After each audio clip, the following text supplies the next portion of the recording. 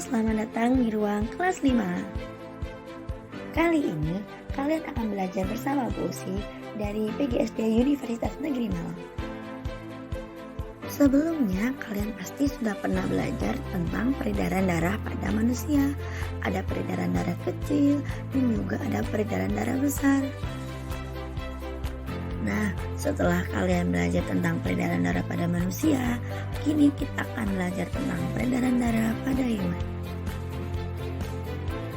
Peredaran darah pada hewan dibagi menjadi dua. Yang pertama, peredaran darah terbuka, dan yang kedua adalah peredaran darah tertutup. Berikut adalah contoh hewan dengan peredaran darah terbuka. Moluska merupakan hewan triploblastik selomata yang bertubuh lunak. Coba perhatikan peredaran darah moluska pada gambar berikut. Peredaran darah moluska terdiri atas jantung dan pembuluh sederhana. Peredaran darah moluska diawali dengan darah dipompa dari jantung melalui sinus, kemudian menuju jaringan tubuh. Setelah dari jaringan kapiler atau jaringan tubuh, darah pada moluska akan kembali lagi ke jantung. Belalang. Alat peredaran darah pada serangga seperti belalang berupa pembuluh yang dapat berdenyut menyerupai jantung hewan vertebrata serta pembuluh aorta dorsal atau pembuluh besar. Oleh sebab itu, jantung pada belalang juga disebut dengan jantung pembuluh. Proses peredaran darah pada belalang dimulai dengan darah dipompa oleh jantung pembuluh menuju bagian depan tubuh melalui aorta dorsal atau pembuluh interior. Selanjutnya, darah akan mengalir ke seluruh tubuh ke ruang antar organ tanpa melalui pembuluh darah. Darah pada belalang tidak mengandung hemoglobin sehingga tidak berwarna. Oleh karena itu, darah belalang disebut dengan hemolimfa. Hemolimfa pada belalang tidak mengangkut O2 dan CO2. Hemolimfa hanya menyalurkan sari-sari makanan. Jadi kesimpulannya, apa itu peredaran darah terbuka? Peredaran darah terbuka merupakan peredaran darah ke seluruh tubuh, tetapi tidak selalu melewati pembuluh darah.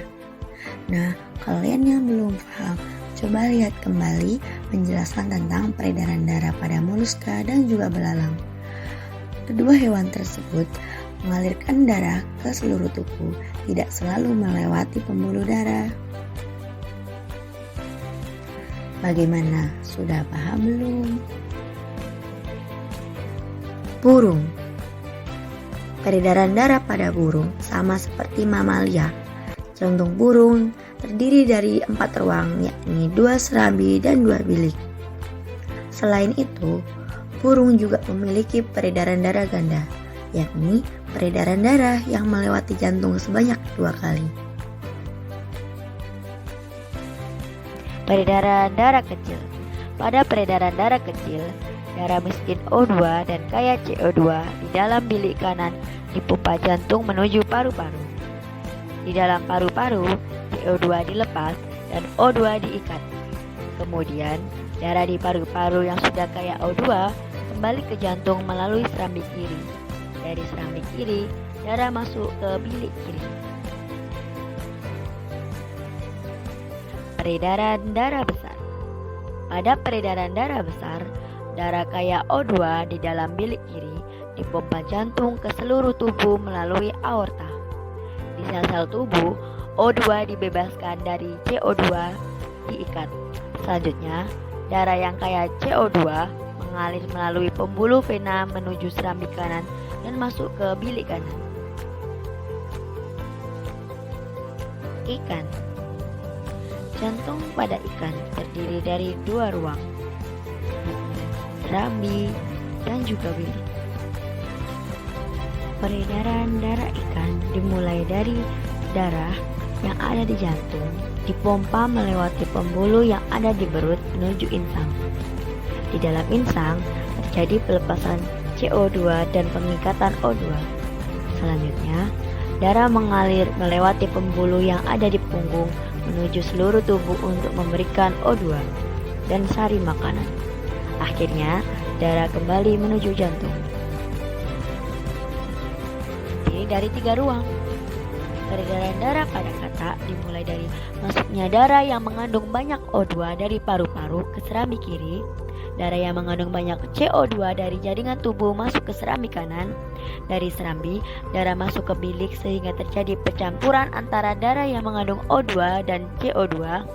Dari bilik darah akan dipompa ke aorta.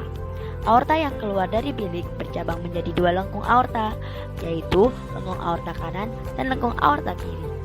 Tiap-tiap lengkung aorta bercabang menjadi 3, yaitu cabang yang menuju kepala, arteri utama, organ tubuh, serta paru-paru dan kulit. Di paru-paru dan kulit, darah melepaskan CO2 dan mengambil O2, yang akhirnya akan dikirim kembali menuju serambi kiri melalui pembuluh balik paru-paru atau vena.